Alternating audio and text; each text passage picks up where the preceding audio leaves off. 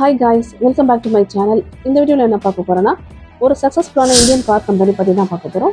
வீடியோக்குள்ளே போகிறதுக்கு முன்னாடி ஃபஸ்ட்டு நம்ம சேனல் பார்க்குறீங்கன்னா நம்ம சேனலை மறக்காமல் சப்ஸ்கிரைப் பண்ணி வச்சுக்கோங்க. பெல் பட்டனையும் ப்ரெஸ் பண்ணிக்கோங்க. அப்போ தான் நெக்ஸ்ட் வீடியோ போகும்போது உங்களுக்கு நோட்டிஃபிகேஷன் வரும். வாங்க வீடியோக்குள்ளே போகலாம். 1998 Ratan Tata car company start பண்ணுறாங்க. அதுதான் டாடா இண்டிகா. ஃபஸ்ட்டு இந்தியாவில் டிசைன் பண்ணுற காரே அந்த கார் தான். பட் அவங்க எக்ஸ்போர்ட் பண்ண அளவுக்கு அந்த கம்பெனி சக்ஸஸ் ஆகல. தென் என்ன பண்ணுறாங்கன்னா ஃபாரின் கம்பெனியான ஃபோர்ட் கிட்ட போகிறாங்க, அந்த கம்பெனியை சேல் பண்ணிடலாம் அப்படின்னு. பட் அந்த சிஇஓ ரொம்ப அசிங்கப்படுத்துறாரு.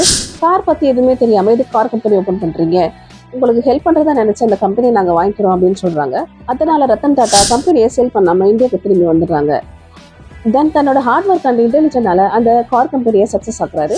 2008 ஃபோர்ட் கம்பெனி ரொம்ப லாஸ்ட்ல போயிட்டு இருக்கு. அந்த கம்பெனி ரத்தன் டாட்டா வராங்க, எங்களோட கார் கம்பெனியை வாங்கிக்கிங்க அப்படின்ட்டு. ரத்தன் டாட்டா அவங்க எந்த அசிங்கம் படுத்தாத அவங்க லக்ஸரி காரான ரேஞ்சோ அண்ட் ஜாக்குவாரை வாங்குறாங்க.